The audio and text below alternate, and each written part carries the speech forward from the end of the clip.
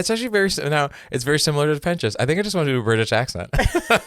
Welcome to the Lightweights Podcast. My name's Joe. Today, we have Joe Perez. Which of these makes me look sexier? That slippery twink is going to remember who owns him. Do you have a favorite quote of his? Not off camera, you're not. Not off camera, you're not. And I think about it all the time. Whenever someone's like, I'm coming, I'm like, it's like the new That's What She Said. Joel is an actor, singer, and dancer and is currently starring as the villain of one of my favorite shows, Hazbin Hotel. He is Valentino. Just improv it. Do you think anyone watches for the dialogue? Joel talks about how he got the role, his first interactions with Richard Horvitz, who's the voice director of the show, as well as meeting Viv Medrano, a.k.a. Vivziepop. And it's like, hi, I'm Richard Horvitz. I'm your voice director. And I was like, is that Invader Zim right now? I was like, am I in a session with... Talks about the incredible fandom, season 2, the cons, everything has been related. Not to mention how he got to start doing theater. So if you guys like this episode, please give this video a like and consider subscribing because the very next episode is going to be the song director, musical director of Hazbin Hotel, Sam Haft. He writes all the songs for the show as well as Hell of a Boss. And he has an incredible story. When I first started working on it, particularly Hazbin, like I had a sense of like, oh, people are gonna... So without further ado,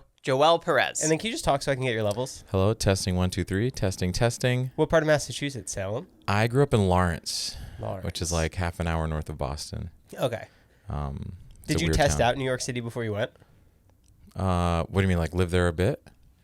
So a year after college, I had a car, or I stayed in Boston for a year, lived at home in Lawrence, and I would drive down to New York City for auditions. Oh, so you're Like already going down there. Yeah, stuff came up like, a lot of musical theater stuff. So like Hair, the musical, was on Broadway. I went to like every open call.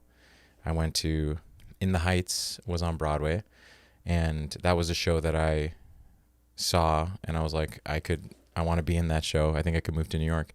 And then one of the auditions I went to was an open call for In the Heights, and I ended up booking the first national tour. And then is that what kept you in New York City? Yeah.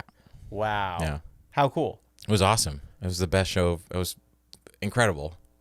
Like being able to travel around the country, and I was like, wait, you get paid to be an actor? This is incredible. So obviously like New York is the mecca for what you really want to do of the Broadway theater, right? Sure. Yeah. Is there much of a scene here in LA? Theater here exists, but it's definitely not at the same level. Not the same level. It's also not at the same. It's not at the center of culture in the same way that it is in New York. Because here in LA, I think people are just like never want to leave their houses. So being like, hey, can you come see me at a play? They're like, no. They're like, absolutely not. So it's not. I feel like in New York City, if you're in a play, off Broadway, it can be like at a tiny theater. It's still like a really cool showcase where like casting directors go to them, directors, like you could actually get work from it. And I feel like in LA, it's not the same. People don't really go to discover people through that. No.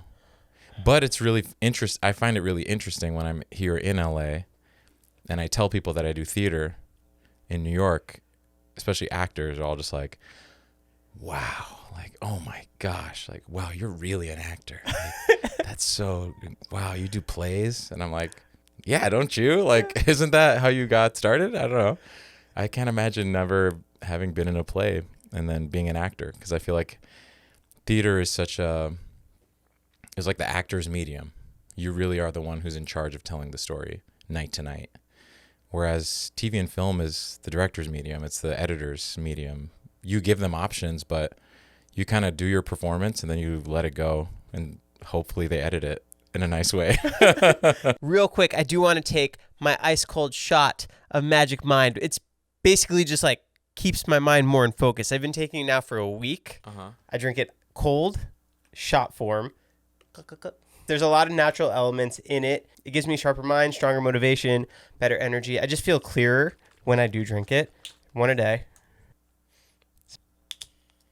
But it has the ashwagandha for like less stress. Turmeric, vitamin C, vitamin D3. Oh, passion fruit. Qué rico. Yes, passion fruit, lion's mane, and chlorophyll. It's real ingredients. It's delicious. And they're also always working on the recipe just to make sure that it is like the best form. So it's really cool. Yum. There's a link in the description down below if anybody wants to try it, or you can use my code LightweightsJV20. Magic Mind. Is it easy for you to remember all the dialogue for like an hour and a half play? Oh yeah, it's so easy.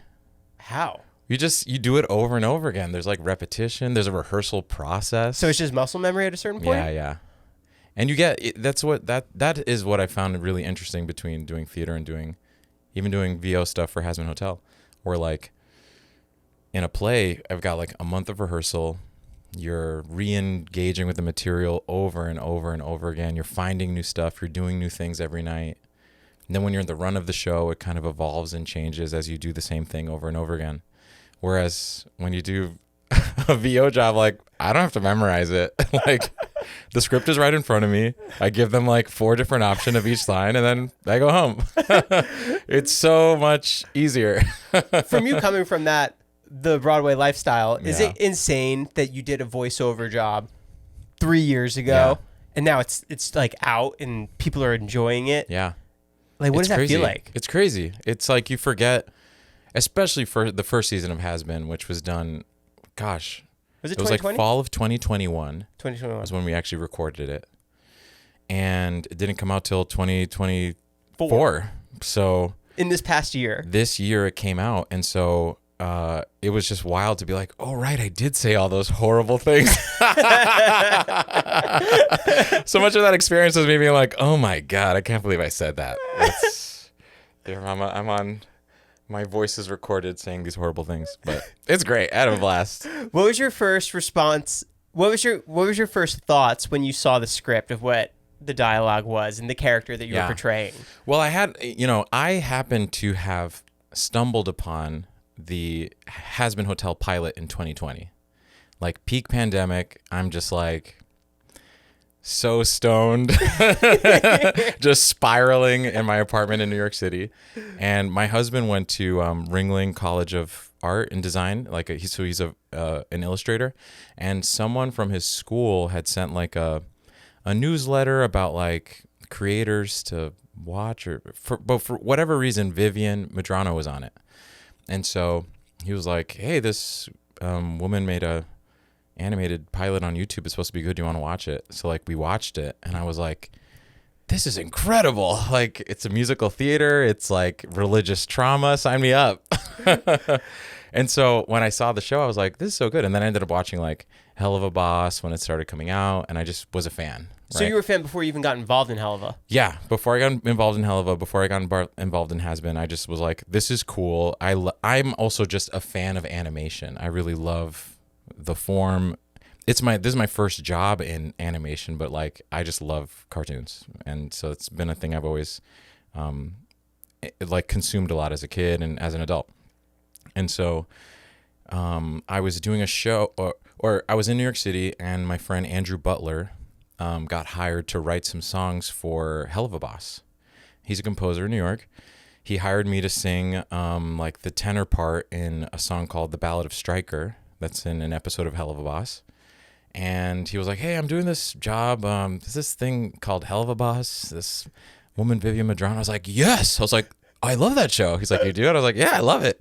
And he's like, do you want to be a part of it? So I got hired to sing. I did the session. Just the tenor part. Just the tenor part of The Ballad of Stryker. And then at the very end, they're like, Joel, we like what you did, but then but we got it, so like just improvise something at the end and give it a fun take. So I ended up just like riffing at the end. So I was just like, he's Stryker, he's Stryker, he's Stryker. And then they were like, that's hilarious. And that ended up getting animated on the episode. Was Viv in that session with you? Viv was in the session with me. Mind blown. Viv was in the session. Richard Horvitz was in the session. So the entire time, also, I was like, I log into the Zoom. I was doing a musical in Ogunquit, Maine. I was doing a production of Mystic Pizza the Musical at Ogunquit Playhouse. I get asked to sing the song. And so they booked me a studio in Portland, Maine to go record. That studio didn't have like video capability. So it was just all audio. So I log onto the Zoom and it's like, hi, I'm Richard Horvitz. I'm your voice director. And I was like, is that Invader Zim right now? I was like, am I in a session with... Oh my God. It was so funny. I had to try to stay so cool during the entire session. And Viv was on it, but we could only hear each other. So I record the music, then we do this improv at the end. They're like, that's hilarious. Like, are you an actor? And I was like, yeah. And they're like, oh, actually, we need someone to voice this character on this episode. Do you want to try it? And so it was this like goat doctor who gives Luna a shot in Hell of a Boss. So I gave them a few options. It was really, really fun. And at the end of the session, I was just like, thank you so much. Like, this has been always a dream of mine. I've always wanted to work in animation. Like, this is so great to meet you all. Awesome. They're like, great work.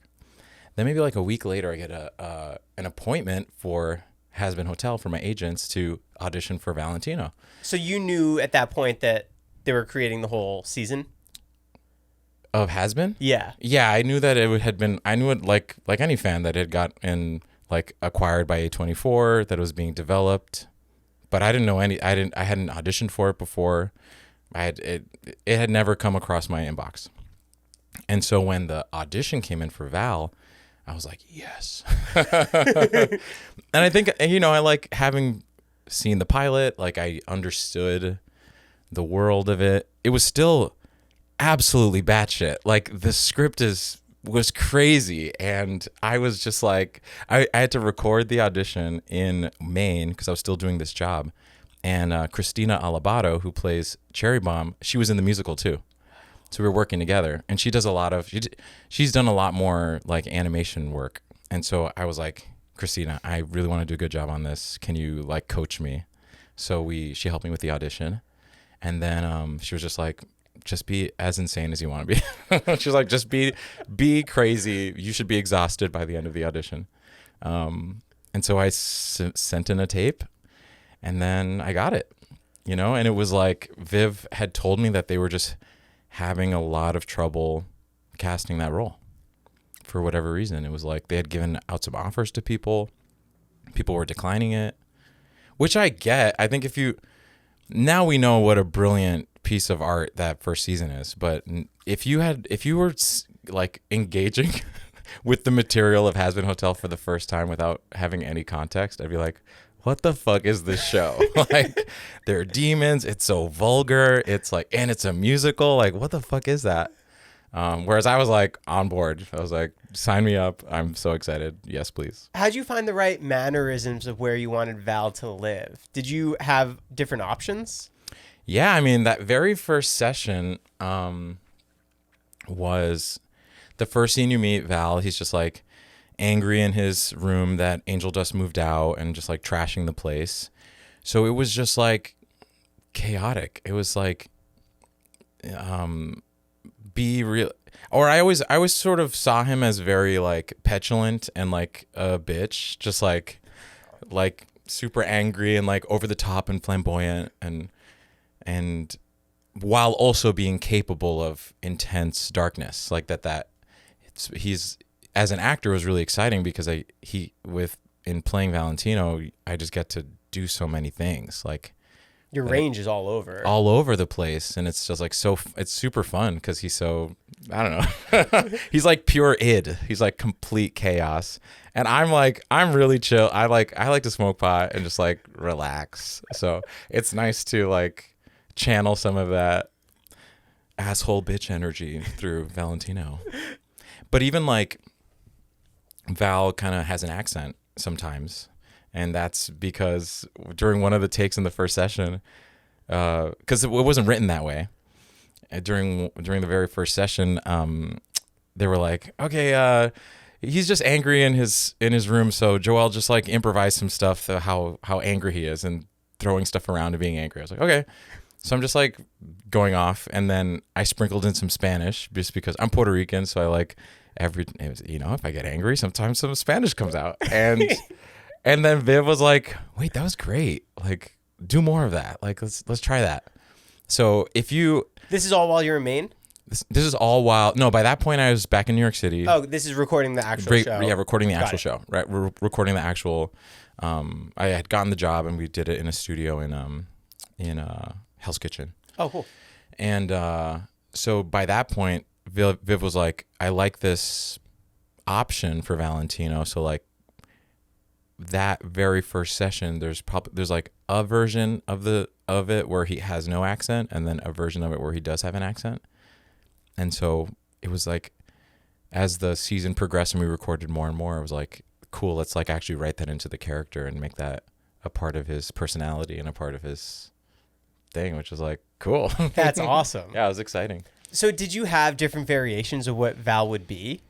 Like in that initial audition, you're like, he could live here, he could live here. Yeah, when I was reading the sides and submitting them, or you're just given direction with all of those scenes, or like, say this line as if he's like angry and petulant, and then this one is like dangerous. And so I just found it like when the stakes aren't so high and he's just being a bit more flamboyant, he's like a little bit up here and a bit more like that. And then when he gets angry, it gets like really deep, and he can get more like guttural and demonic. Like they're also demons, you know. It's like he's a pimp moth demon. Like it's hard to like ascribe very like grounded parameters for how a character should exist. Like the fact that this world is so over the top and it is so theatrical, like just like go for it, you know. It was really fun. Was there a lot of rehearsing when you got the script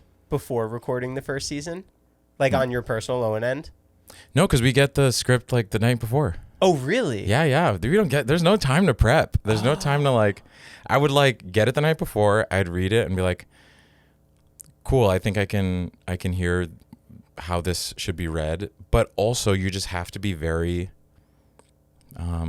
flexible in the booth, because sometimes they don't really know what they want it to be yet. So give them a bunch of options. Right, because you don't, at this point, do you even know what he looks like? No. Well, I got a picture. Like a rough sketch, or just a sketch of the V's, because they had already existed in the pilot. Like you can see them. They weren't, and the designs have been tweaked a little bit. But when I got the audition sheet, there was a picture of Valentino and a picture of the V's. Right. I'd be like, they're the overlords, they're the villains, and he's charismatic and sexy but dangerous and can like turn on a dime, and very violent but also charismatic. So.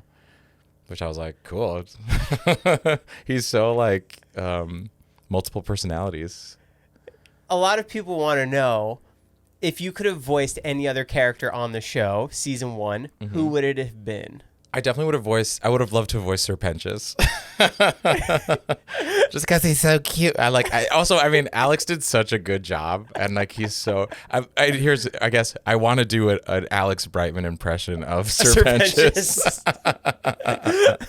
Just because he's so funny. He just gets, even like the way that character is drawn, like is so hilarious, because there's so much of the first season where like he's just in the background like really weepy, like he's just on the verge of tears just throughout the entire season. Like you're like, why is Pentious always crying? It's so stupid. Is it hard for you to tell such like a polarizing character by just using your voice? Because you really have to play with that range and your tones in order to show that he's evil. Whereas like in Broadway, you get to have your hands and your facial expressions, and there's a lot of different cues, but when you're just in the voice booth, it's just you. Yeah. Is that hard? It is. It's hard in that it is a kind of acting that feels counterintuitive to what you're told to be acting. You're told to do, especially on camera, you know, like, and as an actor, you're doing a bunch of stuff. Like I auditioned for tons of things on camera, TV stuff, film, theater, voiceover. Commercial voiceover is different from an animation voiceover, and you constantly have to like calibrate your performance for each thing. And so like when it comes to animation voiceover, you have to be extra. Like you have to do the most. You have to actually feel like, am I being a bad actor right now? Because I'm putting everything into my mouth. Like everything is coming from, which on camera, if the cameras are on you, you look insane. You would be like, this person is clearly overacting. But when it's just your voice, like you kind of have to put everything into that performance that then how that then is elevated by the actual animation. Right. Because we're just one part of it. We just like give voice to it, but then so much of the character comes through from that person moves. Even Valentino, like he's like the way he dresses and the way that he's like so slinky and it's fun because then when we recorded season 2, I have more context to how he looks and how he moves and how his vibe, and I think I've had more time to like live with him, so it's nice to like infuse more of that in the next season. Yeah. That's perfect segue because I'm so curious. How did you approach season 2 compared to season 1? Because now, like you said, you've lived with him. He exists. There's a more understanding of him. Yeah. It was honestly felt, I definitely had less imposter syndrome because I definitely like season 1. It was my first real big job like this. That was just never something I'd never encountered before. And so I definitely was like trying to feel my way through if I'm doing a good job or not. Like, did I give them what they wanted? You know, thankfully I didn't have any. Thankfully Val didn't have any context from before the pilot came out on Amazon, because I think fans were really attached to the indie pilot version, and so it felt really great that I was like, cool, I have nothing to live up to. I have no expectations, so I can just make a big choice. Right. And even that, it's like, you know, people probably heard him a different way, but now it's like, whatever, he's mine now, so you have to deal with it. If you don't like it, go fuck yourself. How do you think the fandom reacts to Val? Oh my God, I love it. I think it's so cool how passionate people are about the things that they consume. I'm like, I get it. I love the things that I love really hard too. And Val is a very polarizing figure. I mean, he's a villain and he doesn't pretend not to be. And I think that's can feel kind of icky for people, especially because everybody loves Angel Dust. Like what a beloved character. And for Valentino to be the person who hurts Angel Dust the most, then it's just like, but then sometimes people are like, how could you do that to Angel Dust? I'm like, it's not a documentary, right? I saw you have to tweet that to clarify. Like, it's not a doc. Okay. So also, please watch other things that I've done. I'm nice, I swear. I promise you I'm a nice person. It's just acting. And I'm like, if you're pissed off, then like, that's good. Then I think I did my job because he's supposed to be a bad guy. Yeah, is that crazy to be part of a fandom that is so involved with that they have so many emotions towards it? I think it's awesome. And you're at the center of it. I'm at the center of it. But also like, yes and no. It's like they have a sort of perception of who you are based on this one character. And so, which is cool, and then coming from a theater background in New York City and having a whole career before this job, this is just the platform and the audience for this project is just so huge. Whereas when you're doing a play, even a Broadway play, there's a limited number of seats in that theater. There's a limited number of how many weeks that show might run. So there's just like a very limited amount of eyeballs that can actually see your performance. Whereas Hazbin Hotel is like endless. I mean, it's global. It's huge. So, I mean, for me, it's like all I think any actor wants is that like people watch their stuff and actually like it and engage with it instead of like, because I've been in plenty of things that I'd rather people didn't watch. Like, please forget that. Whereas this is like, cool, if you love it and engage with it and it resonates with you, like, go for it. Were you expecting the response to be as big as it is? I did. Really? Yeah, just because I knew about the pilot. You understood it. Yeah, I got it. I was like, at least I knew that at least the pilot, or at least when it came out, there'd be a huge audience to consume it. I don't know, would they like it or not? I wasn't sure. Right. Yeah, so many of those things could be misses. Yeah, it could be a huge miss. I mean, there's a lot of anticipation. There's a lot of like, fans had created so much lore around these characters just based on a pilot that like, which is really, it's cool that it engages the fans so hard, but that's just a lot to live up to. I don't know what that, I can't imagine what that's like for Viv. Especially them bringing in an outside production to be part of it. Huge. And so I wasn't sure. But then a couple months before the premiere, I was in LA and Viv invited me over and I watched the show. Like I watched the whole first season. And while I was watching that, I was like, this is going to be huge. Like this is going to be good. Because the animation is incredible.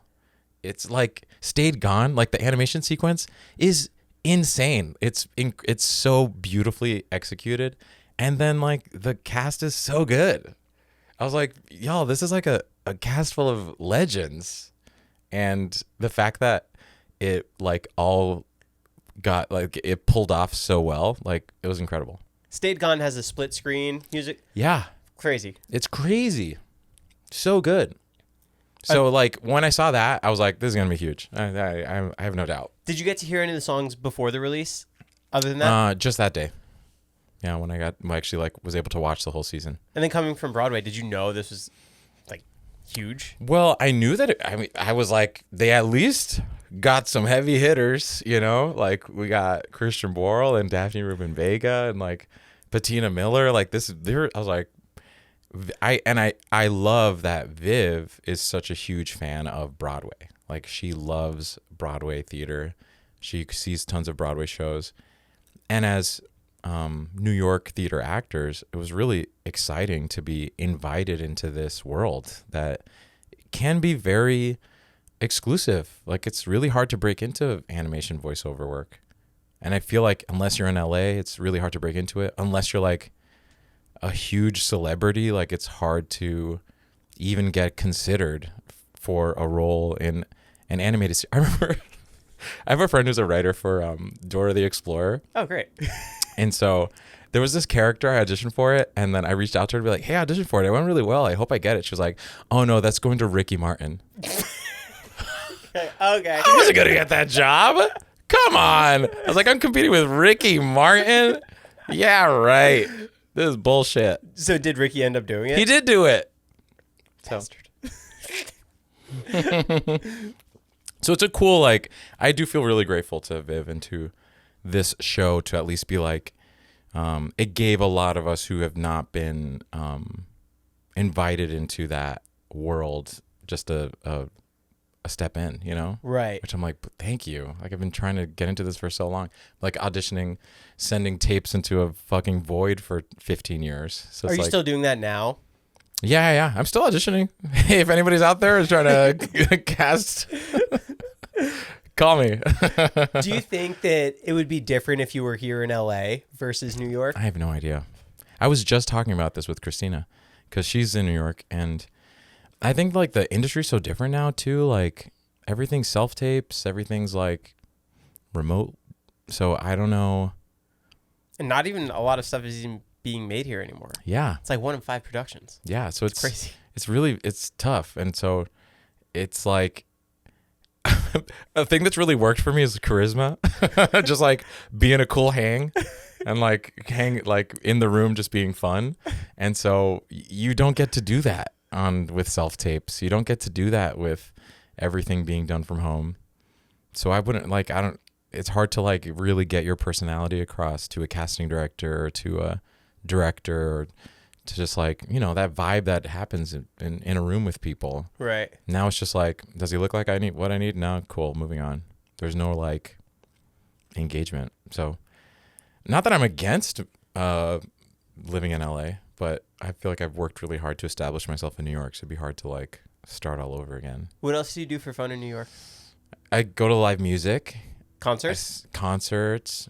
I like to go to theater. I go to theater all the time. I love seeing new plays, new musicals. Are you a diners guy? A diners guy? Yeah. Is there a big diners vibe in New York Oh, City? yeah. There's tons of them. There's this great place called Amy Ruth's that's in my neighborhood in Harlem. They make like chicken and waffles. Ooh. Oof. Ooh.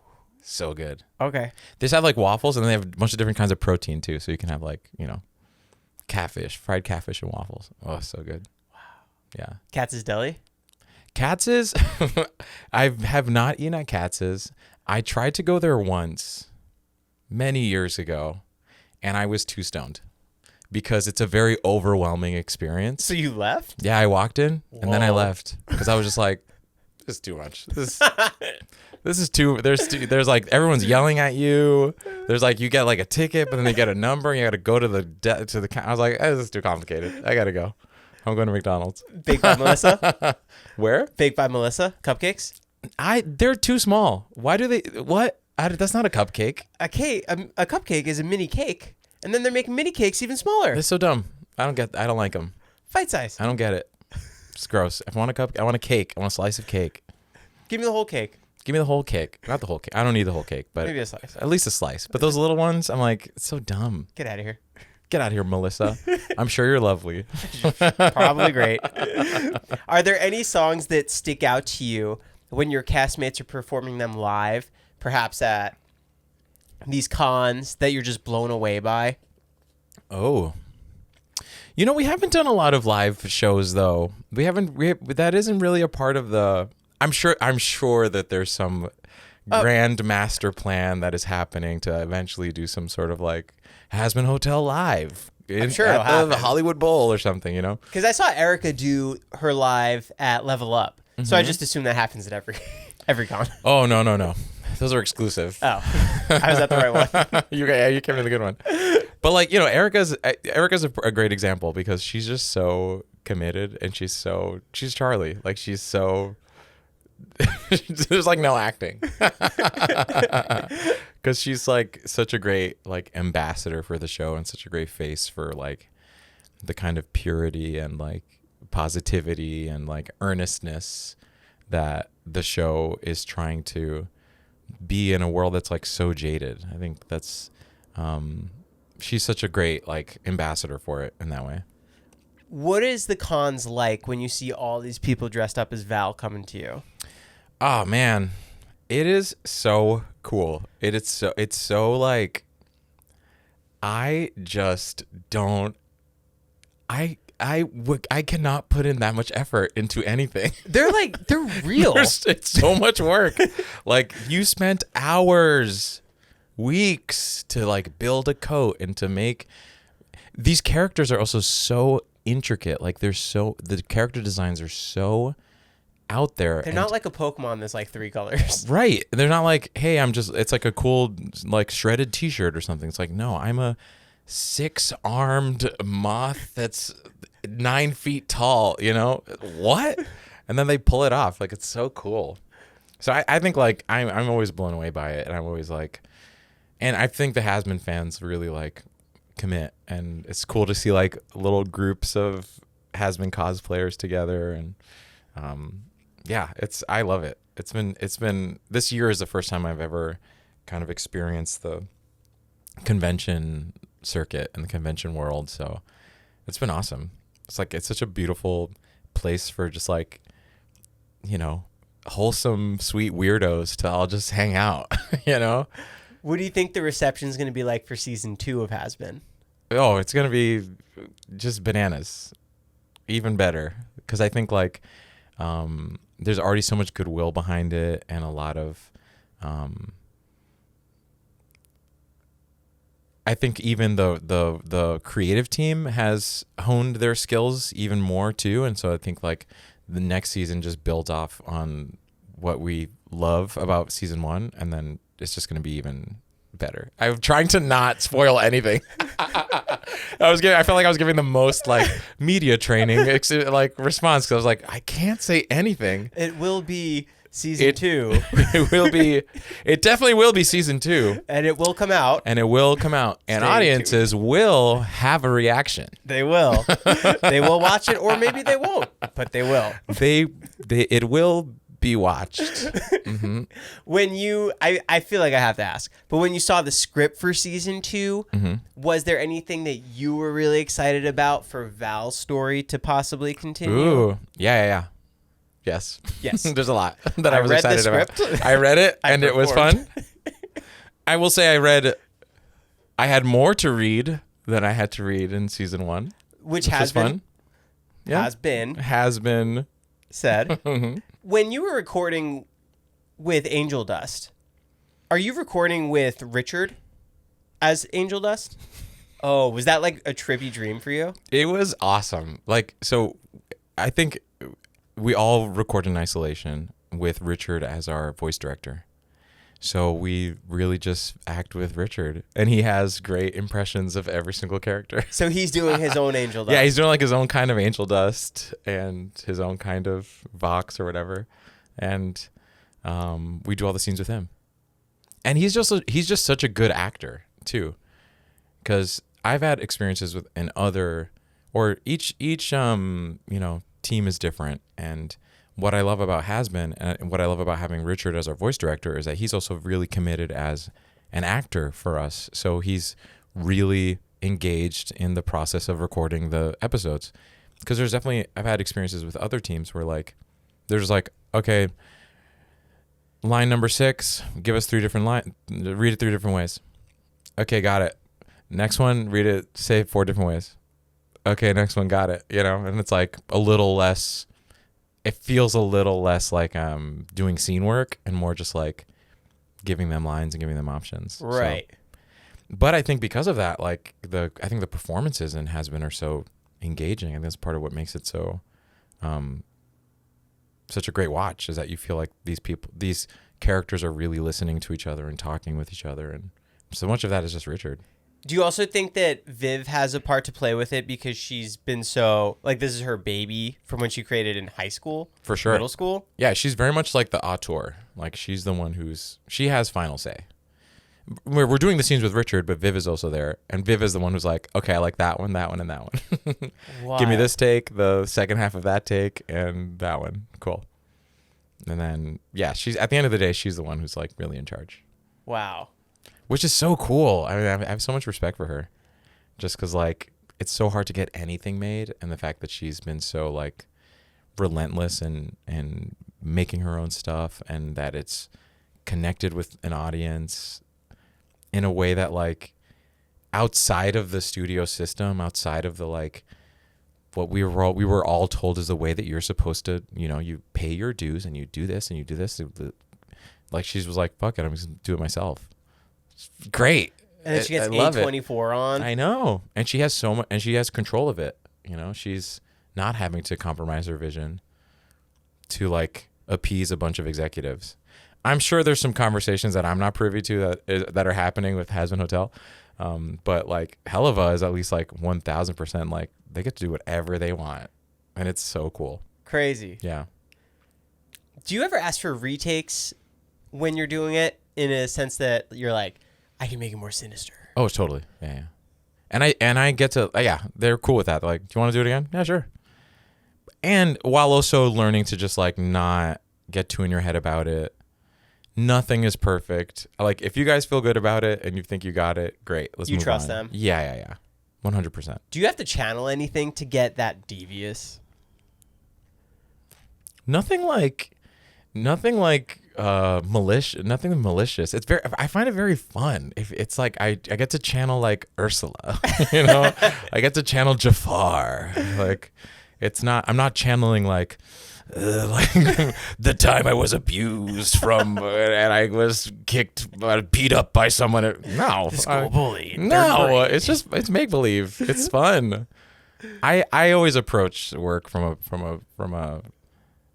a perspective of play, and that what we are doing is sort of a collective imagination exercise. Like we're just kids at the playground being like, you're a cop, you're a bear, now run. We're like, cool. Everyone says great, and then everyone does it, And I think there's a very and maybe I studied abroad in London for a semester and did like a theater conservatory. That's cool. And I think that's a very like kind of British form of acting or a take on performance that's about illusion and about the actor's relationship to the audience, and about if the audience believes what you're doing, then you've succeeded. There's often, I think, a more American view of acting that's like the method and like I want to fucking feel stuff. Like I want to be like true. I think it sometimes I'm like you're also messing with your mental health because I don't think being in the headspace of a serial killer, that's not good for you. Like that's actually that could cause some emotional damage, you know? And I think and often it might feel really good as an actor to be like, yeah, I'm in my feels. And I'm like, yeah, it's also real. Then the audience is, but if the audience doesn't get it, then it's like, what was that for? And I think that's just also a way to be a bit healthier with your own mental health so that you're not, because people ask me that a lot with Val. I'll be like, do you have to tap into like, yeah, you're like, do you tap into something like, I'm like, no, I kind of just have a good time. Like I kind of enjoy the sort of that like thought experiment, you know. Did you perform in London?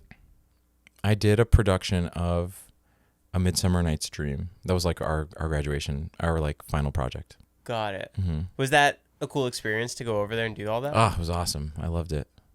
Because I actually I started college as a chemistry major. And I was pre-med for 2 years. And so I did not think I was going to be an actor at all. Like no one in my family are like artists. So that wasn't like I didn't know that was like a job someone did. And then, but I grew up singing. My dad's a pastor of a church. So I'm a PK. And so I had a lot of experience like performing at church. And then in high school did some plays and like the school musical, but for me that was really more about like I need to get good extracurriculars so I can get into a good college. So I went to Tufts University as a chemistry major to be a doctor, and then a friend at school knew that I was a singer, and she was like, "I'm music directing a musical. You should audition for it."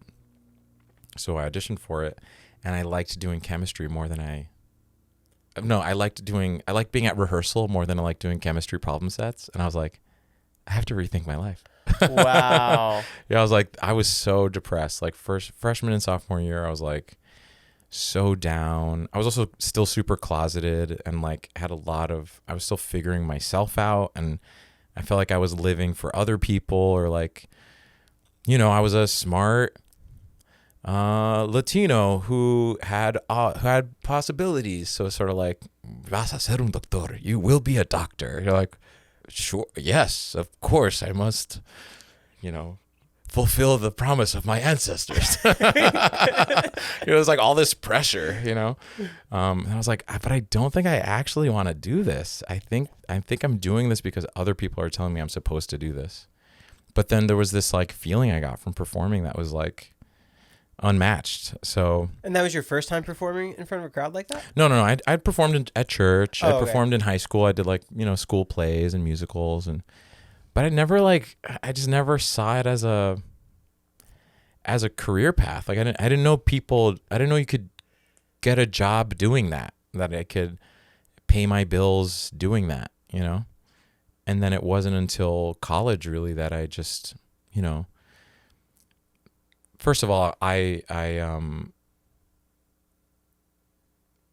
felt like when you're doing a play, I felt like in my own personal life, there was so much that was like unmoored. There was so much that was like, I don't know who I am. I'm still trying to figure out myself. I have all this pressure. But like when I'm in a play for 2.5 hours, I'm in a world where everything makes sense. There are rules. There's a script. There's like, I really can just like, frankly, like kind of disassociate from the world and just be like, live in this, like in the given circumstances of this play. And then once bows happen, you're like, okay, now I'm back in real life and fuck, I gotta deal with all this shit.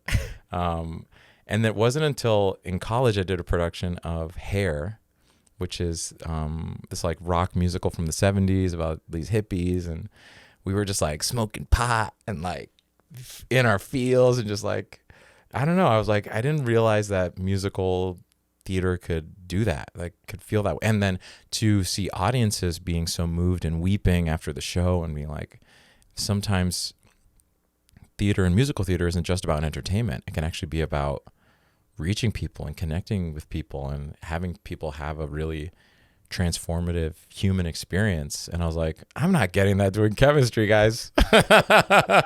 Chemistry sucks. And so I kind of dove into it and I was like, I'm going to try it. And I didn't leave Tufts, and I thought about like transferring to a proper conservatory and getting a BFA. But I liked my classmates and I liked the education I was getting there. And I figured like if acting didn't work, at least I had a degree from Tufts and I could get a job doing something. So you finished out. Mm-hmm. Oh, so Yeah. did you get any acting training? Yeah. So at school, you could do like there was one acting teacher. And so I did the acting classes that were at Tufts.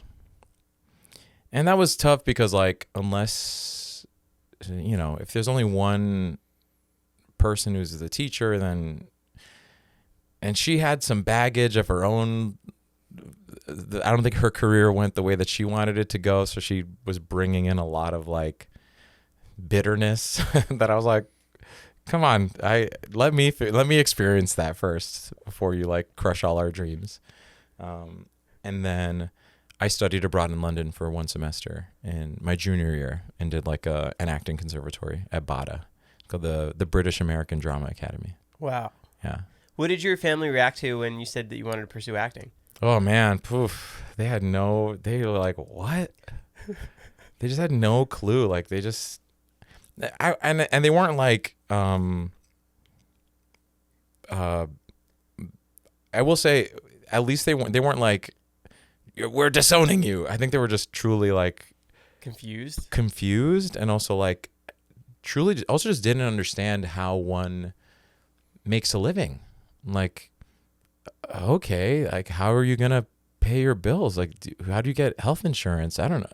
And I don't come from a family that I could get financial support. Like I needed to figure it out. I needed to, when I graduated college, make money. Like I needed to work. So I think they were also like, I don't know what, we support you, but also like, I don't know if this is a good decision or not. And in Boston, but I will say what kind of changed things was like in Boston, there was a casting agency, this place called Boston Casting. And I signed up to be, one of the actors that are part of their roster, just if things came by. And there was that year, there happened to be a ton of tax breaks that were incentivized film production to come to New England. To come film there. To go film in the Boston area. Oh, wow. And so like I did little like day play, like little bit parts in some movies and commercials. And I did this like national Nike commercial. Did that pay well? It paid really well. And at the time, my address was still my parents' house because I was like in college, so I didn't have an address. So they sent the check to my parents' house, and my mom's like, "Mira, te llegó, like you got a check in the mail, or it looks like a check." I was like, "Open it. How much is it?" It was like thousands of dollars. And she was like, "What?" I was like, "See, Mom, I could make money, And I think she was like, "Oh, I think there is something to this, you know?" Yeah, I like took a copy of that check. I still have it. Oh, that's great. Yeah, I was very much like, yeah, this is like, I can make a career doing this. So do you do a lot of commercial acting now in New York? Yeah. A lot of auditioning there? Auditioned for that a ton. I've done like New York Lottery commercials. I did this like big like Verizon campaign that got shelved. Oh no! But you did it though? Yeah, we recorded like 6 ads. They were about to release. They were like, it was like a fake group of improvisers. And I was like, we need a suggestion of blah blah blah, and then we would fake improvise a thing that was really like to sell a new cell phone. And they were like, this is gonna be the new campaign. Like, you guys are gonna come in every few months, and we're gonna record ads. And I was like, oh my god, I'm gonna be my life is gonna change. And then they're like, we did a whole day of shooting. We had to schedule the next day, and then they just killed it. You don't know why? I don't know. Frankly, it was like kind of stupid. Right. If I'm being honest, like I was happy to have the job, but I was like, this is so dumb. Like fake improv, but it's not improv. Like it's scripted, but whatever. I'm not. This is above my pay grade. Yeah. Do you have a commercial agent for that? Mm-hmm. Ah. Yeah. And then he gets you all those auditions? Yeah, so for commercial on camera and then like commercial voiceover stuff. And I've done a lot of commercial VO in English and in Spanish. Because there's a lot of that is produced in New York. If there was an opportunity for you to do VO for Val in Spanish, would you want that? Sure. But the guy Jota who does it for Latin America is great. It's Oh, so they good. already have that guy? Yeah, that's there. It's the show's localized for every. So there's Latin American Spanish. And Oh, I like didn't know they Spain already did Spanish. that. Oh, yeah. So that's kind of what takes. Part of the reason why it takes so long for some of the Amazon, the Prime Video stuff to come out is because each property that like gets released has to be fully localized before they can release it out. So it Hazbin Hotel has to already come out with all the subtitles done, all the dubbing done. So it takes months to do that. Oh, that's crazy. It takes so long. And I had some experience doing that because I wrote a short film that was produced by Disney. So it's on Disney Plus. It's out there now. Yeah, it's out there now. It's called Beautiful Florida. I co-wrote it with my husband, and I'm in it as an actor. And we submitted this script to this program called Launchpad, and they produced 6 shorts, live action shorts. And when the short was done, and it took like 6 months for Disney to fully localize it to then put it on Disney Plus. Because they have to do it in every language? Every language and the dubbing and the subtitles. Wow. Yeah. What's it about? It's about a girl whose tia abuela, like her great aunt, passed away. And she was known for making these delicious Puerto Rican cookies called polvorones. And the girl lives in a town that does a yearly ice cream competition. And so she decides to enter the competition with a recipe inspired by her tia abuela's cookies. And on the day of the competition, she's making the ice cream and the cookies taste terrible. Something's off with the recipe. So she has to talk to her other neighbors in the trailer park that she lives in to figure out what's wrong with the recipe and also get to know her tia abuela a little more. And does she end up winning? I don't know. You'll have to watch and find out. Yeah, and I play like the celebrity chef who's who's judging the competition. What did your husband do? He wrote it. Wow. We co-wrote it together. Oh, so cool. Mm-hmm. Do you and Blake ever go back and forth with your dialogue of like the real dialogue? No. I don't know. Like off camera? Like, Yeah. just for funsies? Yeah, just picture you guys like backstage like No. for funsies. No. Honestly, I mean, here's the thing. Like, we also record this stuff so long ago that I'm like, I don't remember those lines. I don't know. I didn't have to memorize it. So Right. It's funny, like, even the songs, like, when you do a musical, like, in real life, you have a month of rehearsal. You do it over and over again. You really have to memorize it. When we do these shows, when we do Hazbin and the records, it's like, I do it for the day, and then I forget it. Because I don't need it. I don't need to know it anymore. I have to like delete it and make space for other stuff. So it's like, it's sometimes when I'm rewatching the episodes, I'm like, oh, right, I did say that. How does it feel when you finish a play? Like when the cycle is over? Oh, Is it like the last day of camp? yeah, it's a little sad. I always get a little sad because you do create these little like families. If it's a good play. I've definitely been in shows where I'm like, I can't wait for this to be over because this cast sucks. But those are few and far between. Usually it's like you create these like really fun, beautiful families and then it's done. And you don't get to see each other as often. It's not built into your day that like get to check in with this person every day. So it is a little sad. And I always do get a little sad when a show ends. And then you just like erase it and then make space for the next one. And you just start working on it. Are Yeah. you booked out in advance for new plays? Usually, yeah. Or usually you have auditions for something that probably is coming out next year or something, or like rehearsals start in 7 months. Are there any plays that you really want to be part of? Ooh, right now Yeah. that are out? No, Or yeah, just in general? that are out now. Ooh, I don't know. There is a show, Kiss My Aztec, that I've been a part of that Christina Alabado and I are in, that we want to happen in New York soon. Where does it happen? We did it at La Jolla. No, we did it at Berkeley Rep in Berkeley, California, and we did it at La Jolla Playhouse in La Jolla, California? Then we did it at Hartford Stage in Hartford, Connecticut, and then the next step is for it to have a life in New York.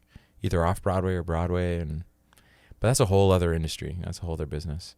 That like as actors, I'm like, I don't know, just tell me when the money's there so we can actually, hopefully they actually do a production. Were you going to Broadway as a kid? No, I didn't go to Broadway. My first Broadway show I saw in college. You just fell in love with it? I fell in love. Here's the thing. I guess I never fell in love. I loved theater. I really loved musical theater. I think part of that was I liked the sort of escapism of it all. And there was my first job, I was was a concession attendant at a movie theater. So I worked as like scooped popcorn at a movie theater.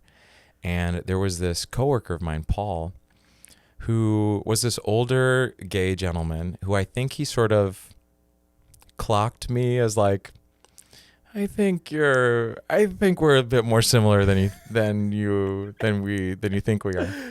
And so he knew that I was doing like the fall play at school and doing like the spring musical in my high school, and he was like, "Do you like musical theater?" And I was like, "I don't know, I think so. I like doing these plays." And Paul had like a huge DVD and VHS collection, and he had a ton of DVDs and VHSs of movie musicals. And so we got into this routine where he would like give me a DVD or a VHS to watch. I would take it home, watch it, and then when next time we worked together, we would talk about it.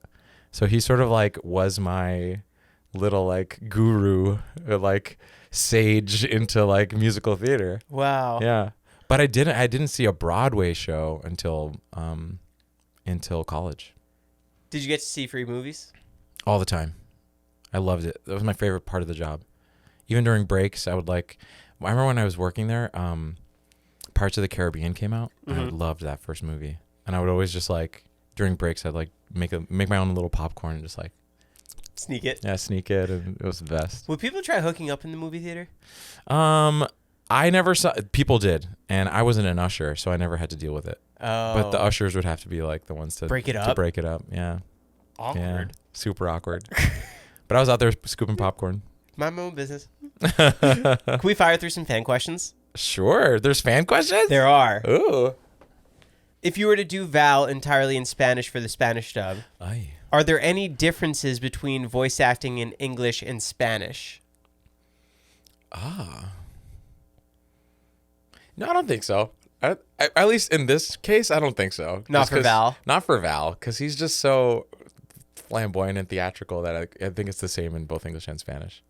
And I have watched episodes and have cycled through the dubs, like even in different languages, even languages that I don't understand, because I think it's just so fun to see how people kind of like mimic the choices that you make, because it has to kind of fit in the lip movement or like the intention of the scene, of the animation. So it's just kind of fun to be like, oh, that's so cool. That's what I would sound like if I spoke Turkish. Do you have a favorite quote of his? Not off camera, you're not. And I think about it all the time. Whenever someone's like, I'm coming, I'm like, it's like the new, that's what she said. Not off camera, you're not. What's your favorite Val line and Angel line? Oh, Val line and Angel line. Oh, I think I just like, this isn't necessarily an Angel line. It's just all of Blake sort of like, oh, yeah. He's just so like, oh. And like knowing Blake, he's so not Angel Dust. So it's very funny that he's able to tap into that. It's so good. One word to describe season 2. Ooh. Happening. Soon. Amazon. No, it's Prime Video. Prime Video. Up towards. Which other character from Hazbin Hotel or Hell of a Boss would you like to voice if you were free to choose, and why? Ooh. We already said Serpentious, but if there's another option. Oh God. I think Stolas would be fun. Yeah. Yeah. Similar. It's actually very similar to Penchus. I think I just want to do a British accent. I think I just want to be a bit of a dandy. I'd like to do that. How does it feel to voice a character that the majority of the fandom hates? Here's the thing. That is hyperbole. I wouldn't say the majority of the fandom hates. I see a lot of people going in your line. People like love ya. it. Yeah, they like him. I also think it's okay to like villains. Like he's unabashedly who he is, and I think like I don't think sort of being a fan of the character design or the personality somehow means that you condone what he does. Like that feels very like a very simplistic view of like fandom. So I'm Right. like you can like characters that do bad things. Also, they're all demons in hell. Like they've done terrible things. I know all y'all like Alistair. He's crazy. Alistair's crazy. So, do you have any other cons coming up? Yeah, I'm doing Twin Cities Con this weekend. Oh, cool. Where's that? Minneapolis. Okay. And then, Yeah. do you have any others? I'm doing like a bunch. Twin Cities. I'm going to Grand Rapids Comic Con, and That'll be then cool. FanX in San Francisco. How was Pasadena? It was great. It Yeah? was really fun. Yeah, it was cool. I mean, it's so funny that like I think it's interesting that Hazbin is sort of lumped into anime because a lot of these conventions are like anime conventions. Like we were there with like the cast of Dragon Ball Z. I'm like, that's cool. It's funny that like the Hazbin Hotel musical theater cast is in the same room, you know? But I think there is a lot of overlap with like adult animation and that there's like the fandoms do kind of overlap. Right. But it also sometimes feels a little bit like I don't think we're exactly in the same world, or it's very. I can tell that there's like the Hazbin fans are different from the anime fans. Right. Is there anyone been else? cool. Is there anyone else you get excited about when you see there? Oh man, who did I see? You interviewed him, Jim Cummings. Oh, what a He legend! was at FanX, yeah, and I was like, "You're Winnie the Pooh," like and he's just one of those people that like, wow, you've done everything. The movie theater trailers. Yeah. Mind blowing. So cool. And those are those guys that are like, because I grew up really loving animation and I love voice acting, and I'm really grateful to now be at least have this job. I hope there's more, and like just because I think it's such a cool art form, and it's so as an actor you're often just so bound by your type. Like it's so much about how you look and who you are and your identity, and like I love that with voice acting you can sometimes like you're asked to like expand so much. Like you're asked to be like, you know, Jim is like a adorable Winnie the Pooh bear. He plays Tigger. Like cool. Like in real life, if you were looking at the person, you'd be like, oh, you're not the right type. But like your voice, you're able to like play so many different characters. That I love that. It's so fun. It's so expansive in an industry that usually tries to like box us in. Totally. So that's why I love it, and I want to do more. I'm sure want you to do will. more. Please give me more. Thank you so much for coming by. Thank you for having This me. has been awesome. Thank you. Guys, go follow Joel, Instagram, TikTok. You don't really post on TikTok as much, but Yeah, really just like I've been doing a lot of TikTok lives. I've seen. Those have been fun. Yeah. Those have been fun. Go follow everywhere. Yeah, please do. Thanks so much for coming by. My weights out. That was great. Thank you. Yeah. Yeah, that was Okay, amazing. good. And also, if you want to try Magic Mind for yourself, there's going to be a link down below in the description. You can get up to 48% off your first subscription or 20% off one-time purchase with your code LightweightsJV20. If you want to support this podcast, if you enjoyed this episode, thank you guys so much for watching. Consider giving this video a like, as it does help. And it lets me know you guys enjoyed this episode. And thank you to you guys for watching. See ya.